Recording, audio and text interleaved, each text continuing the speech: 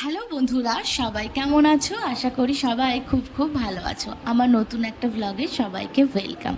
ভোর ভোর বেরিয়ে পড়েছি মাকে নিয়ে। একটা হসপিটালে মায়ের অ্যাপয়েন্টমেন্ট ছিল, সেখানেই বেরিয়ে পড়েছি। তো যখনই এই রাস্তাগুলো দিয়ে যাই মনটা এত ভালো লাগে কি বলবো। আর প্রথম কলকাতা দেখার অনুভূতি জানো তো আমার এই রাস্তাতেই। যখন আমি প্রথম কলকাতা আসি তখন দেখি এত বড় বড় বিল্ডিংগুলো মাথাচাড়া দিয়ে আছে, এত সুন্দর সুন্দর, এত সুন্দর রাস্তা, এত বড় বড় ব্রিজ। তো দেখেই মনটা ভালো লাগতো।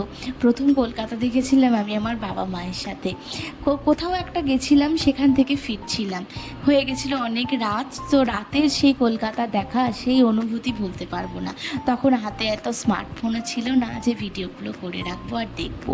তাই জন্য মুখিয়ে থাকতাম কবে ছুটির দিন আসবে আর বাবা মায়ের সাথে বেরোবো। আমি যেহেতু একদমই একটা মফস্বল থেকে বড় হয়েছি, সেহেতু এত কিছু কখনোই দেখিনি। তো দেখে মনটা একদম ভরে যায়। যখন এই রাস্তা দিয়ে যায় তখনই আমি এই ভিডিও একটা করবই। বাঁদিকে পড়ে সায়েন্স সিটি আর এদিকে পড়ে হচ্ছে তাজ বেঙ্গল। এত ভালো লাগে দেখতে, কি বলবো। হসপিটালে দেখানোর পরে খুব খিদে পেয়ে গেছিলো, মায়ের কিছু টেস্ট হয়েছিল, তার জন্য এমটি স্টমাকে ছিল। সেই জন্যই চলে গেছিলাম হসপিটালেরই ক্যান্টিনে। সেখানেই অ্যাকোরিয়ামগুলোর সাথে দেখা। এত সুন্দর লাগছিল কি বলবো। আর বাইরে তেমনি ঝমঝম করে বৃষ্টি পড়ছিল। এই অ্যাকোরিয়ামগুলোকে দেখে আমার এত ভালো লাগছিল। ছোট্টবেলায় আমার বাবা আমাকে একটা অ্যাকোরিয়াম এনে দিয়েছিল, জানো তো। সেখানে 4টে মাছ ছিল। কোথায় একটা গেছিলাম, অত জ্ঞান ছিল না, মাছগুলো সবকটাই মারা গেছিলো। আর মাঝখানে নাকি কারেন্ট অফ হয়ে গেছিলো।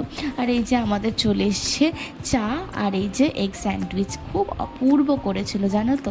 আর তারপর বাড়ি ফিরে এই পার্সেল এসছে আমার পুজোয় একটা নেওয়া কুর্তি। এত সুন্দর রঙটা, আমি রঙটা দেখেই চয়েস করে ফেলেছিলাম এই কুর্তিটাই আমি নেব, ভীষণ ভালো কোয়ালিটি। আর সন্ধেবেলায় দেখো গাছে কত ফুল ফুটেছে, বাড়ির মধ্যে গাছ একেবারে ঢুকে পড়েছে। গাছগুলো মেনটেন করা বলতে কিছুই হয় না, জল আর অল্প একটু খাবার। তাও তারা কিন্তু আমাদেরকে ফুল দিতে ভোলে না, জানো তো। মানুষের থেকে এরা অনেক বেশি ভালো। এরা আমাদের ছায়া, ফল, ফুল, ভালোবাসা সব দেয়, তাই না বলো?